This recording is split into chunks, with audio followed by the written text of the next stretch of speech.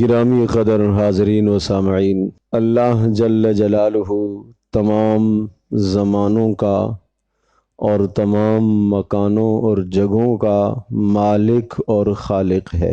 وہ جس زمانے کے لیے جو حکم عطا فرمائے اور جس زمانے میں جس چیز سے روک دے اور جس جگہ کی اہمیت اور فضیلت وہ ظاہر فرمائے اور جس جگہ کے متعلق جو کچھ وہ بیان فرمائے، اس کا بیان، اس کے نبی صلی اللہ تعالی علیہ وسلم کا بیان برحق، سچ اور درست ہے اور ہم سب کے لیے لائق اتباع ہے۔ اللہ جل جلالہ نے سورہ توبہ کی آیت نمبر 37 میں ارشاد فرمایا، ان عدت الشہور عند اللہ 12 شہرا فی کتاب اللہ، کہ قمری مہینوں کی تعداد اللہ کے نزدیک 12 ہے، اور یہ تعداد جو ہم محرم، صفر، ربیع الاول، یہ جو مہینے ہم گنتے ہیں، محرم سے آغاز ہوتا ہے اور ذی الحجہ پر اختتام ہوتا ہے، یہ مہینوں کی تعداد جو 12 مقرر ہے، یہ اللہ کی جانب سے ہے۔ اور یہ کب سے ہے؟ یوم خلق السماوات والارض، فرمایا اس دن سے یہ تعداد اللہ کی جانب سے متعین اور مقرر ہے جس دن اللہ نے آسمانوں اور زمینوں کو پیدا فرمایا۔ لہذا زمانے کی تقسیم، سالوں کی تقسیم، اور پھر اس سال میں دنوں کی تقسیم، اور پھر اسی طرح سے مہینوں کی تقسیم، یہ نظام اللہ کی طرف سے بنایا گیا، اس لیے تاکہ انسان اپنے حساب و کتاب کو جان سکے۔ پھر فرمایا منہا اربعۃ حرم، یہ جو 12 مہینے ہیں، ان 12 مہینوں میں 4 مہینے زیادہ قابل احترام ہیں۔ ذالک الدین القیم، یہ اللہ کا مقرر کردہ ضابطہ اور دین ہے، اب اس میں کسی قسم کا تغیر اور تبدل نہیں ہو سکتا، لہذا ان 4 مہینوں میں جو قابل احترام ہیں، ان 4 مہینوں کے احترام میں کسی قسم کی کمی نہ کرنا اور ان کو تغیر اور تبدل بھی نہ کرنا، آگے پیچھے بھی نہ کرنا۔ اب یہ 4 مہینے جو قرآن کی آیت بتا رہی ہے کہ قابل احترام ہے، منہا اربعۃ حرم، 4 مہینے قابل احترام ہیں۔ اب یہ 4 مہینے کون سے قابل احترام ہیں؟ پیارے پیغمبر صلی اللہ تعالی علیہ وسلم کے ارشادات مبارک، آپ علیہ السلام کی مبارک زبان سے نکلنے والے کلمات، وہ قرآن مجید کی شرح اور تشریح اور تفسیر ہیں۔ رسول اللہ صلی اللہ تعالی علیہ وسلم نے ان 4 مہینوں کی وضاحت فرمائی اور آپ نے ارشاد فرمایا، الزمان قد استدار علی ہیئتہ یوم خلق السماوات والارض منها 4 حرم، مہینے اپنی جگہ پر آ چکے ہیں۔ یہ کچھ زمانہ جاہلیت میں مشرکین نے تبدیلی کر دی تھی مہینوں کے اندر، جس مہینے کو چاہا اس کو رجب مان لیا، جس کو چاہا ذی الحجہ کر دیا، جس کو چاہا محرم کر دیا، اپنی مرضی سے مہینوں میں تبدیلیاں کر لیتے تھے۔ یعنی یوں کہتے تھے کہ اس سال ہم ذی الحجہ کا مہینہ ذی الحجہ والے میں نہیں منائیں گے، فلاں مہینے میں منائیں گے۔ تو اس طرح سے تغیر اور تبدل کر دیا۔ آپ علیہ السلام نے جس سال حج فرمایا تو آپ نے فرمایا کہ الزمان قد استدار علی ہیئتہ، آج زمانہ اپنی جگہ پر واپس آ گیا ہے، یعنی جو ذی الحجہ کا مہینہ اللہ کی طرف سے تھا، آج وہی ذی الحجہ کا مہینہ ہے جس میں ہم حج کر رہے ہیں، اور جو 9 ذی الحجہ یوم عرفہ اللہ کی طرف سے متعین تھا، آج وہی دن آ چکا ہے، لہٰذا اب اس میں کوئی تبدیلی نہ کرے۔ پھر آپ نے فرمایا منہا 4 حرم، ان ان 12 مہینوں میں 4 مہینے قابل احترام ہیں۔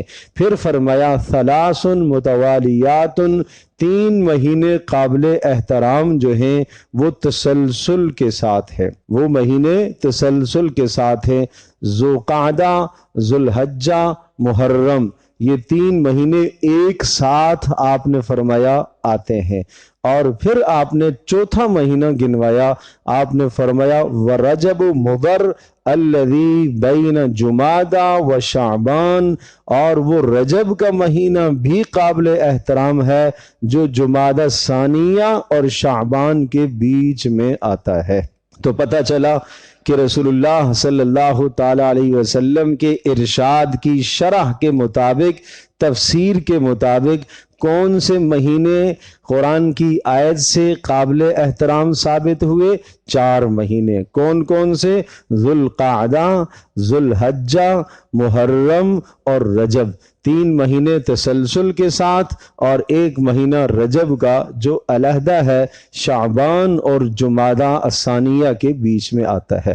اب یہ جو 4 مہینے قابل احترام بتلائے، یہ کیوں قابل احترام ہیں اور ان کا احترام کیا ہے؟ معنی یہ ہے کہ آپ نے سنا ہوگا اور آپ نے اس پر عمل بھی کیا ہے، یقیناً رمضان کا مہینہ آتا ہے تو آپ بیانات سنتے ہیں کہ رمضان کے مہینے میں نیکیوں کی مقدار میں اضافہ، ثواب میں اضافہ ہو جاتا ہے، ایک نیکی پر 70 نیکیوں کا ثواب ملتا ہے۔ یہ خصوصیت کب ہوتی ہے؟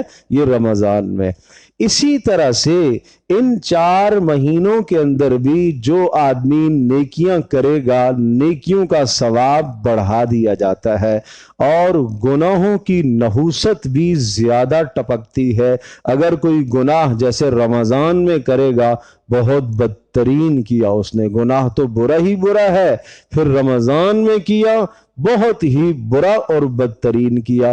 بالکل اسی طرح سے ان 4 مہینوں میں جو آدمی عبادت پر توجہ دے گا تو اس کی عبادت کا ثواب اللہ کے ہاں بڑھا دیا جائے گا۔ اور علامہ جساس رحمۃ اللہ علیہ نے اپنی تفسیر میں یہ بات نقل فرمائی ہے، احکام القرآن میں یہ بات ذکر فرمائی کہ جو آدمی ان 4 مہینوں میں عبادت کی پابندی کر لے اور گناہوں سے بھی بچ جائے، اللہ تبارک تعالیٰ ان 4 مہینوں کی برکت سے پورا سال اس کو نیک اعمال کی توفیق دے گا اور گناہوں سے بچنے کی توفیق دے گا۔ گویا کہ پورے سال کا دار و مدار ان 4 مہینوں پر ہے۔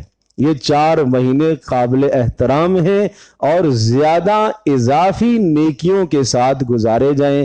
ان 4 مہینوں میں سے رجب کا مہینہ ابھی شروع ہوا ہے، گویا کہ اس مہینے میں آپ کی اور ہماری عبادات میں اضافہ ہونا چاہیے، نوافل میں اضافہ ہو، تلاوت میں اضافہ ہو اور دیگر صدقے میں اضافہ ہو، تمام کے تمام نیک اعمال میں اضافہ ہونا چاہیے اس رجب کے مہینے میں، اس لیے کہ یہ ان 4 مبارک اور بابرکت مہینوں میں سے ہے۔ اور اس رجب کے مہینے میں گناہوں سے بھی آپ کو، ہم سب کو بہت زیادہ بچنے کا التزام اور اہتمام کرنا چاہیے۔ اب رسول اکرم صلی اللہ تعالی علیہ وسلم کا عمل رجب کے مہینے میں کیا تھا؟ پیارے پیغمبر صلی اللہ تعالی علیہ وسلم رجب کے مہینے میں حضرت عبداللہ ابن عباس رضی اللہ تعالی عنہما ارشاد فرماتے ہیں کہ پیارے پیغمبر صلی اللہ تعالی علیہ وسلم کبھی تو رجب کے مہینے میں مسلسل روزے رکھتے، یوں لگتا کہ آپ ایک دن بھی ناغہ نہیں فرمائیں گے، اور کبھی رجب کے مہینے میں آپ روزہ نہیں رکھتے، یوں لگتا کہ ایک روزہ بھی آپ نہیں رکھیں گے۔ تو کیا مطلب ہوا؟ گویا کہ پیارے پیغمبر صلی اللہ تعالی علیہ وسلم سے کسی مخصوص رجب کے مہینے کے کسی خاص دن کا روزہ ثابت نہیں ہے۔ آپ نے روزے رکھے بھی رجب میں اہتمام کے ساتھ، اور آپ نے چھوڑے بھی ہے، یعنی اس طرح سے روزے رکھے کہ یوں لگا کہ آپ علیہ الصلوۃ والسلام ایک بھی ناغہ نہیں فرمائیں گے، اور اس طرح سے بھی آپ نے چھوڑے، ایسا محسوس ہوا کہ آپ کوئی بھی روزہ نہیں رکھیں گے۔ یہ اشارہ اس بات کی طرف تھا کہ رجب کے مہینے کے کسی مخصوص دن کو روزے کے ساتھ خاص نہ کرنا، نہ پہلے رجب کو، نہ آخری رجب کو، نہ 27ویں رجب کو، نہ 24ویں رجب کو، نہ 22ویں رجب کو، کسی بھی دن کو روزے کے ساتھ مخصوص نہیں کرنا۔ پیارے پیغمبر صلی اللہ تعالی علیہ وسلم کا مبارک دین وہ ہے جو آپ نے بتلایا، جو آپ نے کر کے سمجھایا، جو آپ کے صحابہ کرام رضی اللہ تعالی عنہم اجمعین سے ثابت ہے۔ ایک صحابی آئے، انہوں نے آ کر رسول اللہ صلی اللہ تعالی علیہ وسلم سے کچھ سوال کیے، آپ علیہ الصلوۃ والسلام نے سوال کے جواب دیے، اسلام کے متعلق انہوں نے کچھ معلومات لی، آپ نے جواب دیے۔ پھر اس شخص نے یہ کہا، واللہ لا ازید علی ھذا ولا انقص، اللہ کی قسم اس میں کمی بیشی نہیں کروں گا، جیسا آپ نے بتایا اسی طرح سے عمل کروں گا، جیسا آپ نے بتایا اسی طرح سے اپنی قوم کو پہنچا دوں گا، جیسا آپ نے بتایا اس کے اندر ذرہ برابر تبدیلی نہیں کروں گا۔ پیارے پیغمبر صلی اللہ تعالی علیہ وسلم نے ارشاد فرمایا، آپ نے اس شخص کو خوشخبری سنائی کامیابی کی، اور اس کو خوشخبری سنائی جنت کی۔ کس بات پر؟ اس نے کہا اس میں کوئی کمی بیشی نہیں کروں گا، کوئی کمی زیادتی نہیں کروں گا، آپ نے جیسا ارشاد فرمایا اسی طرح سے عمل کروں گا، آپ نے جیسا ارشاد فرمایا اسی طرح سے اپنی قوم کو پہنچا دوں گا، کچھ اس میں اپنی طرف سے نہیں بڑھاؤں گا۔ اس پر رسول اللہ نے کامیابی کی بنیاد رکھی ہے کہ جو رسول اللہ صلی اللہ علیہ وسلم کے لائے ہوئے دین پر اس طرح سے عمل کرے جیسا رسول اللہ صلی اللہ علیہ وسلم نے بتلایا، جیسا پیارے پیغمبر صلی اللہ تعالی علیہ وسلم کے صحابہ کرام رضی اللہ عنہم اجمعین نے آپ کو کرتے دیکھا اور پھر امت تک پہنچایا۔ ایک ایک بات کو انہوں نے محفوظ کیا۔ اگر کوئی بات اس مہینے سے متعلق ہوتی تو صحابہ کبھی بھی نہ چھوڑتے، اس کو امت تک ضرور پہنچاتے۔ صحابی یوں نقل کر رہا، رسول اللہ صلی اللہ علیہ وسلم نے جب یہ بات ارشاد فرمائی تھی تو آپ کی یہ 2 انگلیاں ملی ہوئی تھی، انا وکافل الیتیم کہاتین فی الجنہ، کہا کہ میں اور یتیم کی کفالت کرنے والا جنت میں ایسے ہوں گے جیسے یہ بڑی انگلی اور شہادت کی ملی ہوئی ہیں۔ یعنی صحابہ کو وہ اشارے بھی یاد ہیں کہ رسول اللہ نے جب یہ بات کہی تھی تو آپ نے اشارہ کیسے کیا تھا۔ آپ اندازہ کیجئے کہ کتنا رسول اللہ صلی اللہ علیہ وسلم کا دین محفوظ ہے۔ ان کو اشارے بھی یاد، فرض تھا یوں اشارہ یاد کرنا، واجب تھا اشارہ یاد کرنا، نہیں تھا فرض، نہیں تھا لازم، لیکن صحابی بتانا چاہ رہا ہے اپنے نبی کی ادا مجھے پسند ہے کہ پیارے پیغمبر صلی اللہ علیہ وسلم نے جب یہ بات ارشاد فرمائی تو آپ کا اشارہ اس طرح سے تھا۔ یہ تو میں نے ایک مثال عرض کر دی ہے، حدیث کی کتابوں میں سینکڑوں مثالیں آپ کو یہ ملیں گی کہ رسول اکرم صلی اللہ تعالی علیہ وسلم کی بات کو نقل کرتے ہوئے، آپ کے عمل کو نقل کرتے ہوئے صحابی بتاتا ہے جب آپ نے یہ بات ارشاد فرمائی تھی، یہ عمل کیا تھا تو آپ نے ایسے کپڑے پہنے ہوئے تھے، آپ یوں بیٹھے ہوئے تھے، آپ کے دائیں فلاں تھے، آپ کے بائیں فلاں تھے، ایک ایک بات اس صحابی کو یاد ہے۔ تو کیا آپ کوئی ذرہ برابر تردد کر سکتے ہیں کہ کسی صحابی نے دین کو پہنچانے میں کوئی کمی کی ہو؟ ایک ایک بات انہوں نے یاد کر کے رکھی۔ اب رسول اکرم صلی اللہ تعالی علیہ وسلم سے رجب کے مہینے کی ایک دعا جو نقل ہے، مشکات شریف کی روایت میں ہے، آپ علیہ الصلوۃ والسلام نے جب رجب کا مہینہ داخل ہوا، چاند ہوا، تو آپ نے یہ جملہ ارشاد فرمایا، اللہم بارک لنا فی رجب و شعبان و بلغنا رمضان۔ اے اللہ، 2 جملے ہیں، اللہم بارک لنا فی رجب و شعبان، کیا معنی؟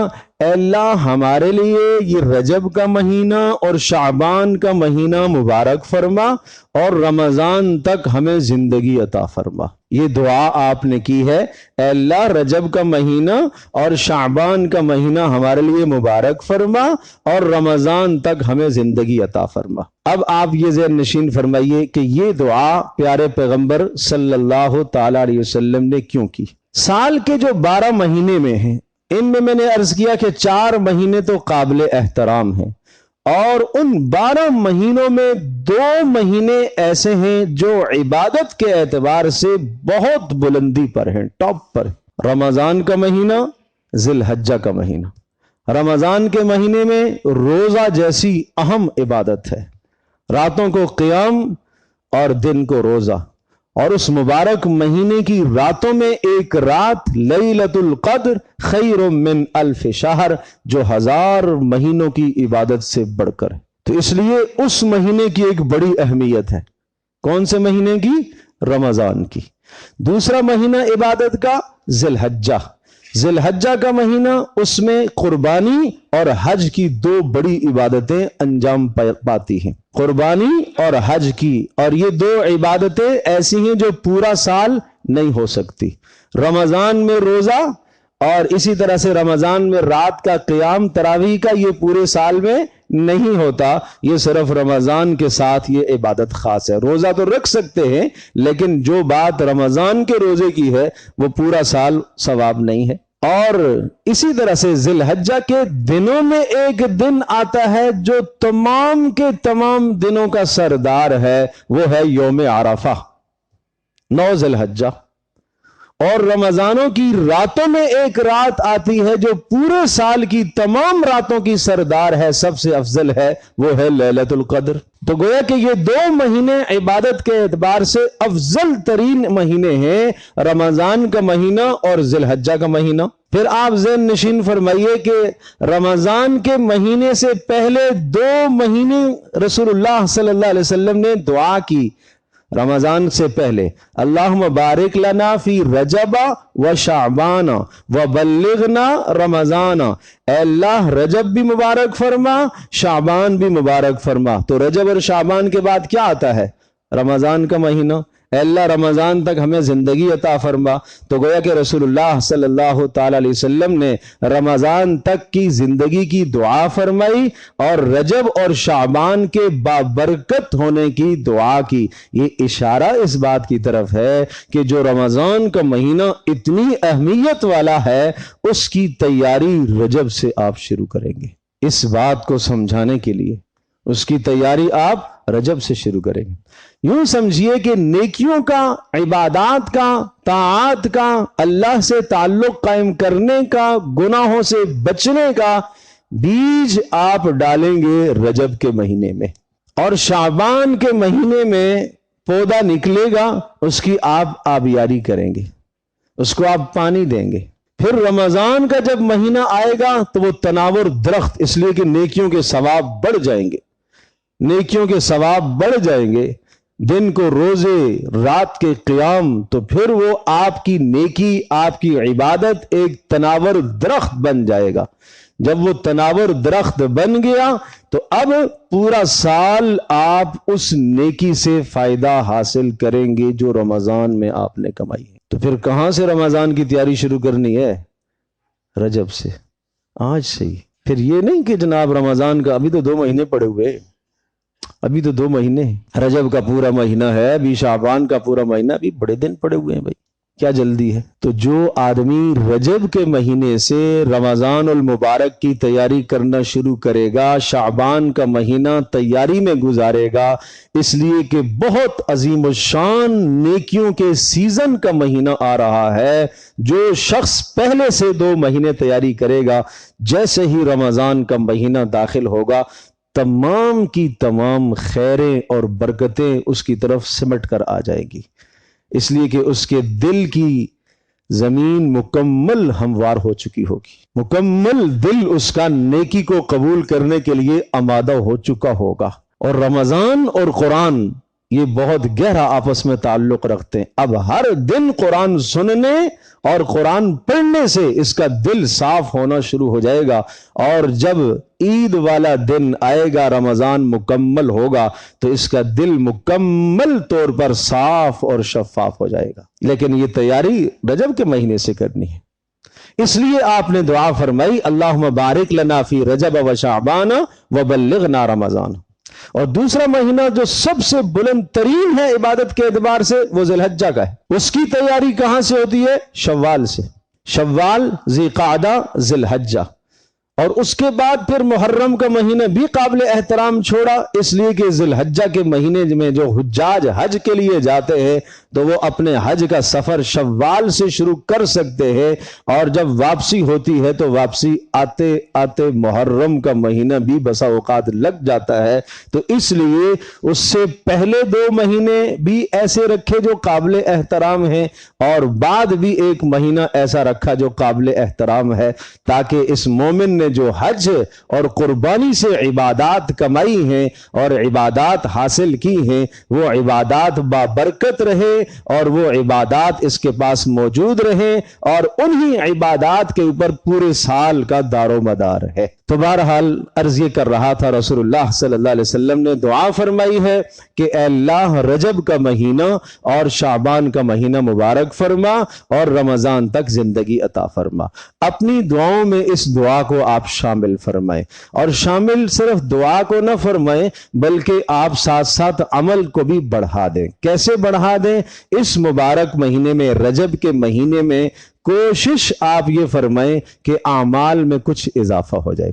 آپ روزانہ 5 نمازیں تو پڑھتے ہی ہیں، 5 نمازوں کے اول اور آخر یعنی شروع میں اور بعد میں جہاں نوافل ہیں، سنت مؤکدہ، غیر مؤکدہ، ان کا اہتمام فرمائیں۔ تھوڑی سی اور کوشش کر لیں، جیسے اشراق کی نماز ہے اس کا بھی اہتمام کر لیں۔ تھوڑی سی کوشش مزید فرما لیں، تہجد کی نماز کا بھی اہتمام کر لیں۔ رات آخری حصے میں اٹھنے کا موقع مل جائے تو سعادت، جس کو رسول اللہ صلی اللہ علیہ وسلم نے بہت غنیمت باردہ اور بہت بڑی غنیمت کہا ہے۔ سردیوں کا مہینہ مسلمان کے لیے کہا ربیع ہے، یہ بہار کا مہینہ ہے۔ جیسے بہار کے مہینے میں آدمی موسم سے لطف اندوز ہوتا ہے، سرسبز و شاداب ماحول سے آدمی لطف اندوز ہوتا ہے، اس طرح سے مسلمان سردی کے مہینے میں عبادت سے لطف اندوز ہو سکتا ہے۔ کیسے؟ اللہ نے راتیں لمبی لمبی بنائی ہیں، راتوں کو قیام کر سکتا ہے، اور اللہ نے دن مختصر کیے ہیں اور دن کو یہ روزہ رکھ سکتا ہے۔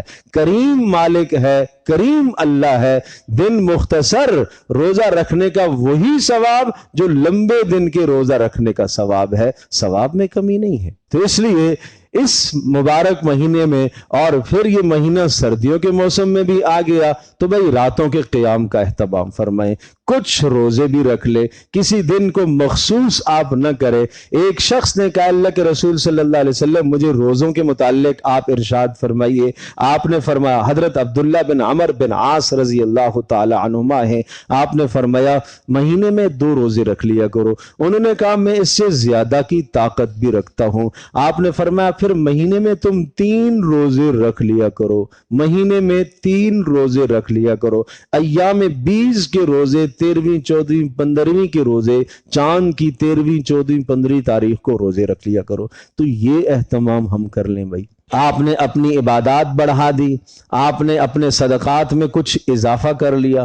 دیکھو پیارا مذہب ہے اسلام، قربان جاؤں رسول اللہ صلی اللہ علیہ وسلم پر، ایسا خوبصورت دین لے کر آئے جس میں صدقے کی کثرت مطلوب نہیں ہے، صدقے کا حسن مطلوب ہے۔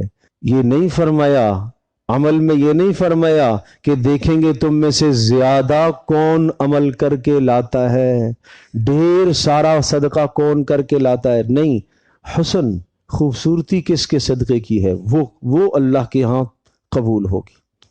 عمل کا حسن دیکھا جائے گا، تعداد نہیں وزن ہوگا، اور عمل وزنی بنتا ہے۔ اللہ کی رضا کے لیے آپ عمل کریں گے، رسول اللہ صلی اللہ علیہ وسلم کی سنت کے مطابق عمل کریں گے، عمل وزنی بنے گا۔ اور گناہوں سے اپنے آپ کو بچانے کی کوشش کیجیے۔ باقی اس رجب کے مہینے میں جو خرافات ہیں، بدعات ہیں جو معاشرے میں پھیلی ہوئی ہے، ان سے بچیں بھائی۔ 22 رجب کو کنڈے، اسلام سے کوئی شے یہ ثابت نہیں ہے، رسول اللہ صلی اللہ علیہ وسلم کی مبارک زندگی سے یہ کچھ بھی ثابت نہیں ہے، یہ خرافات بدعات ہیں۔ آپ کہیں گے اگر ہم نے یہ کام کر دیا، ارے بھائی کر لو، لیکن رسول اللہ نے جو نہیں کیا، جو نہیں بتایا، وہ تو بدعت ہے۔ جمعے کی ہم پڑھتے ہیں روزانہ، ہر جمعے میں ہم 2 رکعت نماز با جماعت ادا کرتے ہیں، اور باقی پورا ہفتہ ہم زور میں 4 رکعتیں پڑھتے ہیں، اور جمعے میں ہم اونچی آواز سے قرات کرتے ہیں، باقی پورا ہفتہ ہم ظہر کی نماز میں آہستہ قرات کرتے ہیں۔ سب جانتے ہیں ایک جمعے میں کسی مولوی صاحب نے اگر آہستہ قرات کر لی تو آپ یہی کہیں گے نا جمعہ نہیں ہوا۔ 2 کی جگہ پر اس نے 4 پڑھ لی تو آپ کہیں گے نا جمعہ نہیں ہوا۔ اگر کوئی کہے بھائی کیوں نہیں ہوا، بھائی زیادہ سجدے ہی ہوئے، زیادہ تلاوت ہی کی ہے، زیادہ تسبیحات ہی تو کی ہیں، کوئی گناہ کا کام میں نے کیا ہے۔ تو آپ یہی کہیں گے نا کہ یہ رسول اکرم صلی اللہ تعالی علیہ وسلم سے ثابت اس طرح سے نہیں ہے، اس لیے نماز آپ کی نہیں ہوئی۔ تو میرے عزیز دوستوں اور بزرگوں، پیارے پیغمبر صلی اللہ تعالی علیہ وسلم سے جو چیز ثابت نہیں ہے اس کو اپنے دین کا حصہ مت سمجھیے، اس کو مت ثواب کا ذریعہ سمجھیے۔ پیارے پیغمبر صلی اللہ تعالی علیہ وسلم نے اپنی امت کی ثواب کے لیے بے شمار مبارک اعمال دیے ہیں، ان اعمال کو اختیار کیجئے، بدعات اور رسومات سے بچیے۔ آپ علیہ الصلوۃ والسلام نے ارشاد فرمایا کہ ایک وقت آئے گا میں میدان محشر میں جب حوض کوثر پر موجود ہوں گا، اور کچھ لوگ آئیں گے میرے سامنے جن کے چہرے چمک رہے ہوں گے اور جن کے ہاتھ چمک رہے ہوں گے، کیوں؟ وضو کے اعضاء وضو کرنے کی وجہ سے چمک رہے ہوں گے، اور میں کہوں گا ان کو آنے دو، یہ میرے امتی ہیں، میں ان کو پانی پلاتا ہوں، حوض کوثر سے پانی پلاتا ہوں۔ آج جس نے حوض کوثر سے پانی پی لیا وہ ہمیشہ کے لیے جنت میں پیاس اس کو نہیں لگے گی، اللہ اسے ایسی لذت عطا فرمائے گا۔ اللہ ہم سب کو یہ لذت نصیب فرمائے۔ لیکن کچھ لوگ آئیں گے اور فرشتے ان کو پیچھے دھکیل رہے ہوں گے، اور فرشتے کہیں گے اے اللہ کے نبی انک لا تدری ماذا احدث بعدک، آپ کو نہیں معلوم آپ کے جانے کے بعد انہوں نے کیا بدعات اور خرافات گڑ کر رکھی تھیں دین کا نام لے کر، لہٰذا ان کو آپ پانی نہیں پلا سکتے۔ تو میں کہوں گا سحقن لہم، سحقن لہم، تباہی ہے ان کے لیے، تباہی ہے ان کے لیے، بربادی ہے ان کے لیے، ان کو لے جاؤ جہنم کی طرف لے جاؤ۔ میرے دین میں انہوں نے اضافہ کیوں کیا ہے؟ تو ہم کیوں بدعات کو لے کے آئے؟ اس لیے بھائی مسئلہ پوچھ لے کہ بھائی اس مہینے کے متعلق کیا کیا احکامات ہیں۔ تقریباً میں نے ساری چیزیں جو اس مہینے کے متعلق آئی ہیں وہ تفصیل سے عرض کر چکا ہوں، اور یہ سارا مضمون ہمارے پاس ریکارڈ میں بھی ہوتا ہے، اور اس کے علاوہ تحریر میں بھی ہوتا ہے۔ جو ہم بیان کرتے ہیں اس کی تحریر اسی لیے بنا لی جاتی ہے تاکہ نماز کے بعد وہ آپ کو مل جائے۔ ساری باتیں یاد نہ رہیں تو تحریر سامنے آئے گی تو ساری باتیں یاد آ جائیں گی، کوئی بیچ میں آتے ہیں، کوئی آخر میں آتے ہیں، تاکہ سب تک ایک مبارک پیغام پہنچ جائے۔ اور کوشش فرمایا کریں جمعے کا ایک دن تو آدمی جلدی آ جائے، سن لیں اللہ کی بات کو، اہتمام کیا کریں جمعے کا، ہو تو جاتا ہے لیکن اہتمام کیا کریں۔ اور آخری درجہ یہ ہے کہ جب خطبے کے لیے امام منبر پر بیٹھتا ہے، عربی کا خطبہ اس سے پہلے پہنچ جائے، اس کے بعد آنے والوں کا پھر ثواب درج نہیں ہوتا، جمعے کا ثواب نہیں درج ہوتا، پھر ظہر کا ثواب درج ہوتا ہے۔ تو جمعے کا اہتمام کیا کریں۔ رسول اللہ صلی اللہ علیہ وسلم اہتمام فرماتے تھے جمعے سے پہلے اپنے کاروباروں کو بند رکھیں، جمعے کی نماز کے بعد اپنے کاروباروں کو کھولیں، اس میں برکت ہے۔ فَإِذَا قُضِيَتِ الصَّلَاةُ فَانتَشِرُوا فِي الْأَرْضِ، جب نماز جمعہ ادا کر چکو اب پھیل جاؤ تجارت کے لیے، اب اللہ تمہیں برکت دے گا۔ لیکن ہم نماز جمعہ سے پہلے کاروباروں کو کھول رکھتے ہیں، بعد میں بند کر لیتے۔ نہیں بھائی، اللہ کا جو حکم ہے اس کو پورا کرے، انشاءاللہ اللہ آپ کے رزق میں، روزی میں برکت دے گا۔ اللہ تبارک و تعالی ہم سب کے لیے سمجھنا عمل کرنا آسان ہے۔